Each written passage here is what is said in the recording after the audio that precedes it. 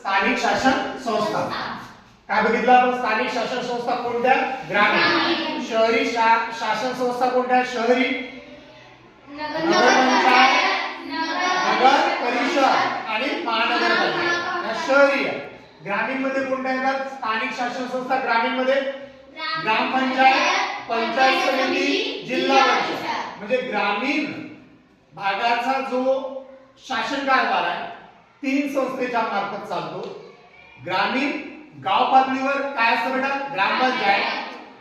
तालुका पातळीवर काय असतं? पंचायत समिती. आणि जिल्हा पातळीवर काय असतं? जिल्हा परिषद. मग आता ज्या ग्रामीण स्थानिक शासन संस्था आहे, मग आता आपण प्रत्येक ग्रामपंचायत असेल, पंचायत समिती असेल आणि जिल्हा परिषद असेल याची आपण माहिती करणार.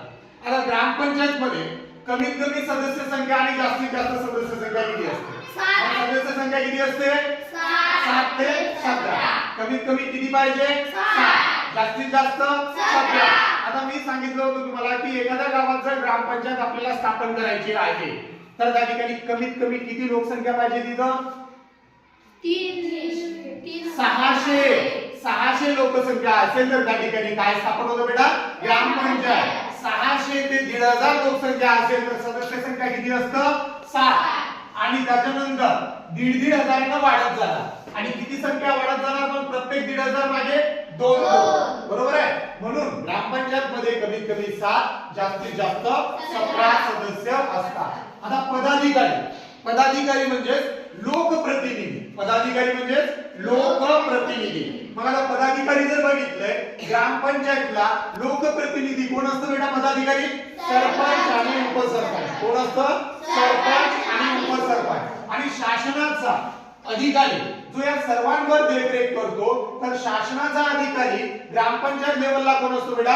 ग्रामसेवक. कोण असतो? ग्रामसेवक. आपण आता पंचायत समितीची माहिती घेऊ.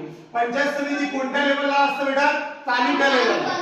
बरोबर आहे. जो तालुक्यामध्ये जे ग्रामीण भाग असतं त्या तालुक्यामध्ये येणाऱ्या ग्रामीण भागाचा कारभार कोण करतो बेटा? पंचायत समिती पाहते. कोण पाहतं? पंचायत समिती. आता पंचायत समितीमध्ये सदस्य संख्या किती असतं? कमीत कमी किती? जास्तीत जास्त किती? कमीत कमी किती सदस्य असावे लागतात? 15. जास्तीत जास्त किती?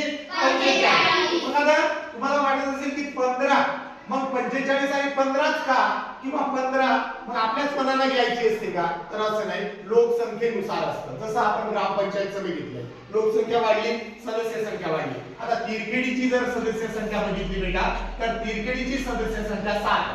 किती आहे? 7. आता जर काही दिवसांनी 9 होणार, काही दिवसांनी 11 होणार, नंतर 13 होणार, नंतर